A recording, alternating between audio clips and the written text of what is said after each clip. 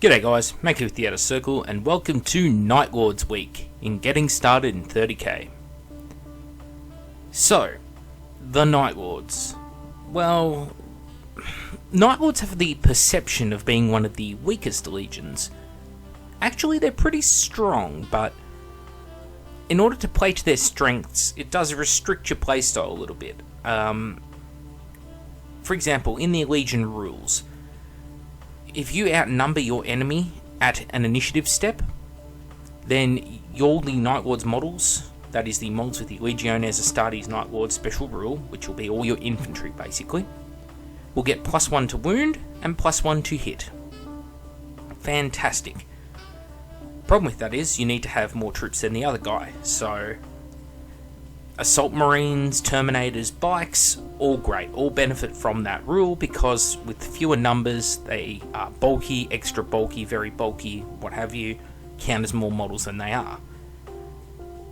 However, it does mean that you want larger squad sizes, that kind of thing. You've got to try and keep troops alive, make sure that when you charge into close combat you have numbers on your side, optimal benefit, that kind of thing. However, there is also a downside of being a Night Lord. If you lose your Warlord, for example, the whole army has to take an immediate morale check as if you just lost 25% casualties. Further to that, any morale checks that you do fail as a Night Lord, you fall back an inch more than you normally would, and on top of that, you don't get pinned, you fall back when you're a Night Lord. It's called Nostroman Blood, and it's a funny special rule. Also, all your models, and I mean all your models, have night vision. And From the Shadows, which is all your models have a 5+ cover save in the first turn of a game. Pretty handy. You have some interesting war gear, including the Chainglaive, which is sort of like a halberd but with a chainsaw on the end of it. +1 strength, it's AP 3. It does require 2 hands to use, so you're never going to get the +1 attack bonus. But it's also a rending +1 strength power sword, so it's kind of handy. It's not a specialist weapon or anything like that, so you're striking at full initiative. Very good on sergeants, and it costs about the same as a power weapon. In fact, it costs exactly the same as a power weapon, so take it. Strength bonus will make your guys strength 5 who use it, and if you outnumber the other guy in close combat, let's say you were fighting, Marines, 3s to wound with a reroll to wound. 3s to wound with +1 to wound, so 2s to wound. That's pretty good. That's AP 3, so they're not going to get a save. And you can hurt vehicles because you'll be strength 5 and rending. That is enough to, in theory, kill a Land Raider, however unlikely that is. I would still take melter bombs for that kind of thing. And of course the, additional other bonuses from being a Night Lord. You can take the Trophies of Judgment on independent characters, which means they gain Fear. It costs only 5 points. Not bad. Some guys it's really good on, some it's a waste on. You'll figure out very quickly who it works on. For example, Praevians, Forge Lords, if they're running around with robots, it's kind of pointless. One thing that the Night Lords have, which other legions do not, is the Teleportation Transponder. All Terminators and Terminator Command squads may be upgraded to have Deep Strike for 15 points a squad. Independent characters in Terminator armor can also get it for 10 points. Good, but pricey, and again restricted to Terminator armor. We'll talk more about this later. I haven't gone into the Rites of War because, frankly, as always, unless it's really pertinent to your playstyle, I'm just going to stay away from the Rites of War. With the Night Lords, they play pretty well without the Rite of War, so let's get into it. So, first off the bat, Sevatar's Strike Force. This is all kinds of win. Sevatar himself is a fantastic model, makes a great Night Lords commander, even if you don't use him as Sevatar. In fact, I would suggest not using him as Sevatar, because frankly he only has a 3-up armor save, which is pretty pathetic, and his weapon of choice, the Nostroman Chainglaive, whilst great on squad sergeants and minor characters, not very good on a Praetor level character. You really want to be taking the Paragon Blade, which is Strength 5, AP 2 at Initiative, instant kills on rolls of a 6 to wound. It's all kinds of win. Much better than the Nostroman Chainglaive. So, you know, up to you if you take it or not, but I would suggest not taking that on your HQ. Now, other good things you get. Well, you get the ever trustworthy Contemptor Dreadnought. Always take a Contemptor Dreadnought. There's one thing you notice in every list, Contemptor Dreadnought. I always put one in there. Why? Because they're so versatile. If you need anti-air, give them a couple of Kiri's Assault Cannons or some autocannons. You can give them Volkite Calvarians if you want to mass kill infantry, maybe a heavy conversion beamer if you're feeling wacky, or you can go for the twin close combat weapons and just go and punch the shit out of infantry. Contemptor Dreadnoughts are always a win. On top of that, you have the Night Raptors. Now, Night Raptors are interesting. They are very pricey in points, but they hit like a truck. They get something, I should have checked this before the episode, this is where it looks silly, plus 3 attacks on the charge per model, which is insane. Just the sheer amount of attacks, they can overwhelm enemies, and if they outnumber, and being bulky, they each count as 2 models, they often outnumber, they hit on 3s against Marines, they wound on 3s against Marines, and they have a fuck-zillion attacks, so they wipe out Marine squads very quickly. Downsides of these guys, points. They are very pricey for what you get. So it's sort of that toss-up, do you want them or not? I suggest take it because I think this bundle as a whole is just worth it. Now you also notice, right in the back here is a squad of Recon Marines. Yeah, they are worth it, for sure, in a Night Lord's army. You have a 5+ cover save automatically in turn 1, which means these guys can be out in the open, and they'll have the camo cloaks. You will take camo cloaks, by the way, for +1 armor saves. They're going to have a 4-up cover save regardless at the start of a game, which is always fantastic. They are also a scoring choice, and they are non-compulsory troops. So, whilst they do take up a troop slot, they can't be your chosen troop of choice. What an odd sounding phrase that is. But, let's move on. The Deimos Pattern Damocles Command Rhino. Normally this is something I would save for the bigger lists, but I think it comes in handy here because of the bonuses to reserves. This is a very handy vehicle to have around, especially for deep strikes. It also comes with the ability to transport characters. It does have I believe a 6 model transport capacity, and it has the ability to call down an orbital strike. All potent, and it's only 100 points, so worth it. Very worth it. Next up on the list of options, Vorax Battle Automata, and you want to take them with a Praevian. The hard choice is what you do with them. Being Vorax, they're going to come with Scout, which is handy because you can outflank. Do you give them Night Lord's Legion tactics or not though? Or do you give them a special rule? I would be more inclined to give them the Night Lord's Legion special tactics because if you outnumber an enemy, and remembering each Vorax counts as I believe 3 models, because they are very bulky, if you outnumber your enemies in close combat, +1 weapon skill, +1 to wound, and you're a strength 6 monstrous creature with rending AP2 and initiative weapons. I think you can see where I'm going here. They will mutilate things, especially Terminators. Just gotta outnumber them. That's the trick. So, Night Lord's Praevian. The only downside is the Praevian doesn't currently have a model out because Forge World has an exclusive event-only model, and they're not selling those at the moment as far as I know.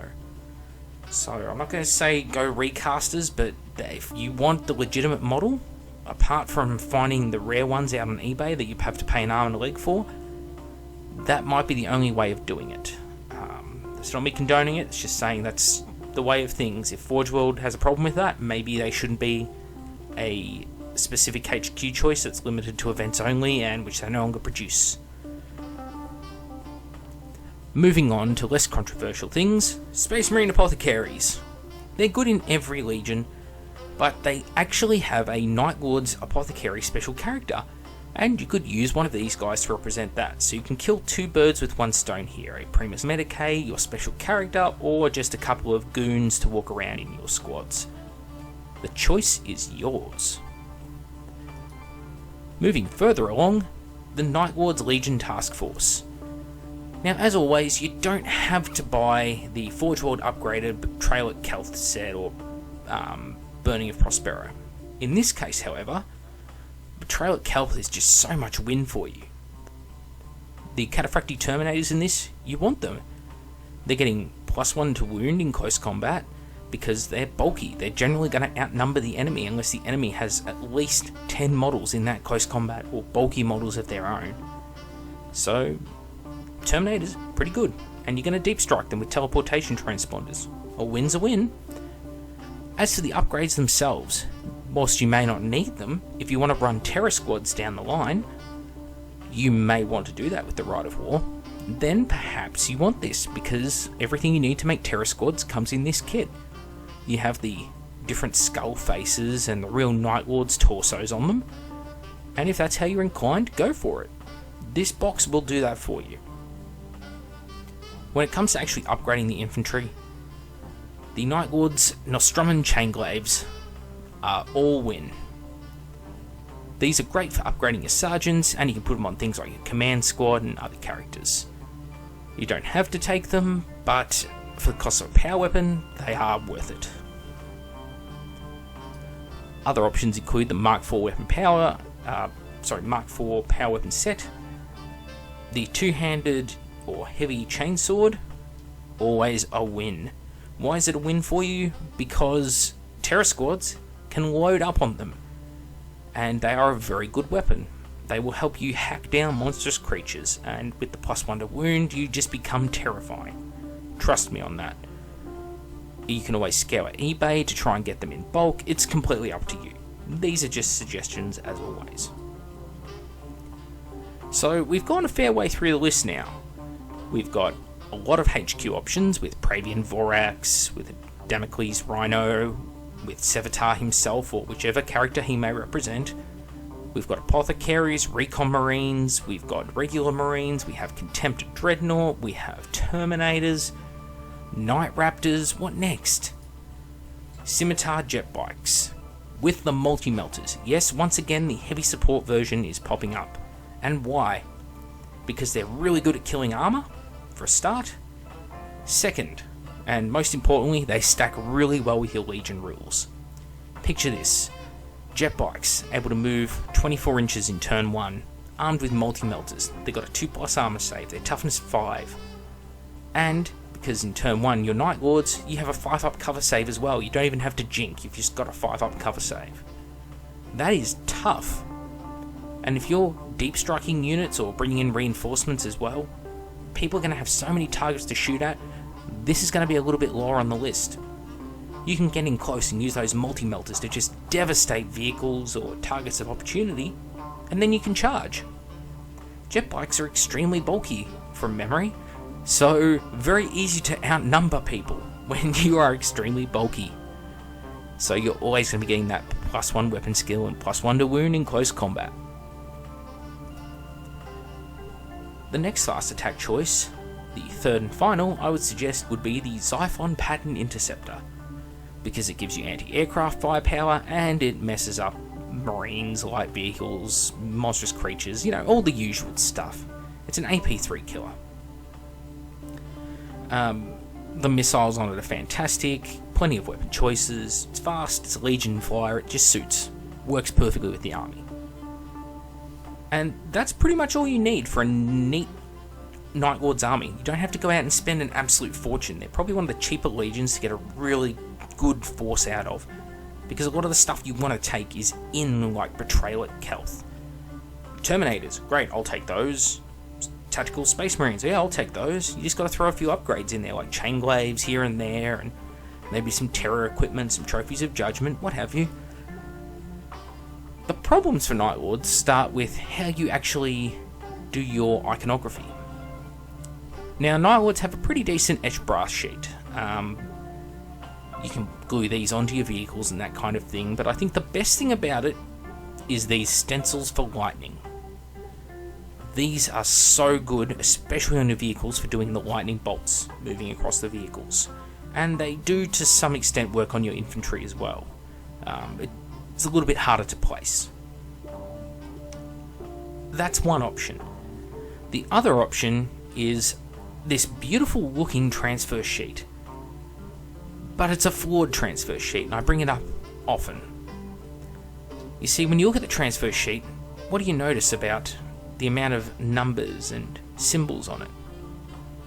1, 2, 3, 4 white hands, 4 red hands, 6 red hourglasses. 1, 2, 3, 4, 5, 6, 7, 8 coffins. This is strange. What about 1, 2, 3, 4, 5? Well, there's 10 of those at least, but there's 12 of those symbols. There's a lot of symbols that are in random numbers, not 5s. And there's a lot of 4s, a lot of 6s, there's random 8s. What it basically means is you can't just use one Night Lord sheet to kit out squads.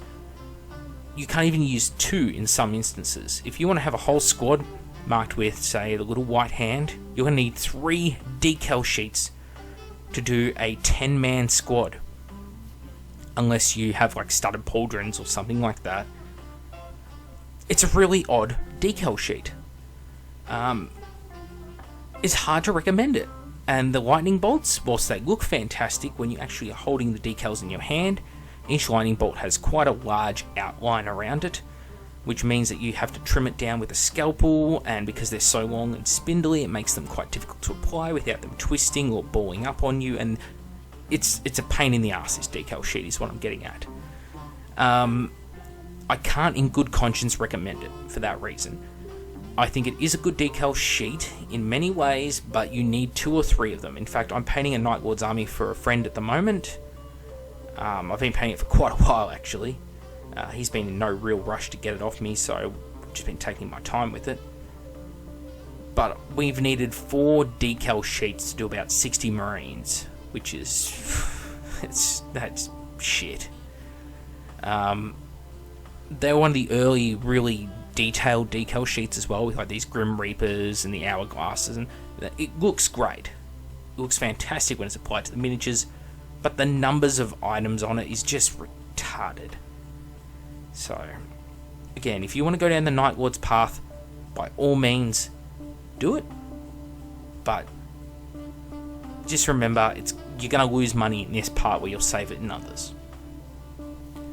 So to recap it all, Sevatar's Strike Force gives you a troop, a fast attack, an elite, and a HQ. The Deimos pattern Damocles Command Rhino. Don't always need it, but believe me, if you're moving on to some of the Rites of War, if you want to bring on more reserves and flyers, that kind of thing, you will want it. The Vorax and Pravian, again, don't need it, adds a lot of AP2 killing power to your force. Space Marine Apothecaries can double as HQ, can be used as elites, can even be used as a special character. The Night Lord's Task Force, 30 power armoured Marines, a Chaplain, because Chaplains are very good with Night Lords, Hatred, and Outnumbering, beautiful bonuses. Also gives you Terminators, which can deep strike, which is big for the Heresy, because not all Terminators can deep strike. And all the bits you may need to upgrade them to Terror Squads if you want to go down that path in the future. Nostroman Chainglaves. Buy them. Just trust me. One on every sergeant in every squad. Put them in your command squads, all sorts of stuff. Legion Power Weapon Set, completely optional. Scimitar Jet Bikes. Just remember, multi-melters on them. They're a heavy support choice. Xiphon Pattern Interceptor. It's your anti-aircraft options, and it will kill infantry. Heavier infantry, mess up Castellax and the Mechanicum, all that sort of thing. Lastly, the options of Etch Brass and Decals. That's the Night Lords. What's not to love? As always, just remember, this is a theoretical list. This is not what you have to take. It's not the most optimal force that you can take. It's not designed to min-max everything and win games all the time. It's just designed to be a good middle of the road fighting force, with some fun toys that you can add more stuff to later. From here you might say, I want to buy more jet bikes and capitalise on those bonuses and fill out my fast attack. You might say, I want a full 10-man Night Raptor squad, or I want a Contemptor Dreadnought Talon. You can do all that. You can buy a command squad, you can put Dreadclaws throughout your army. Those are your options going forward. But if you have the choices I presented today, they will give you a solid core, and you will always be using at least some of these models in every list you make. Whether it's Terminators or Power Armor or Sevatar, it doesn't matter. Something here you will use in every single list you make, and it will help you out immeasurably. I'm Mac with the Outer Circle. Thank you all for watching the episode. Thoughts and comments below, and I'll see you all next time.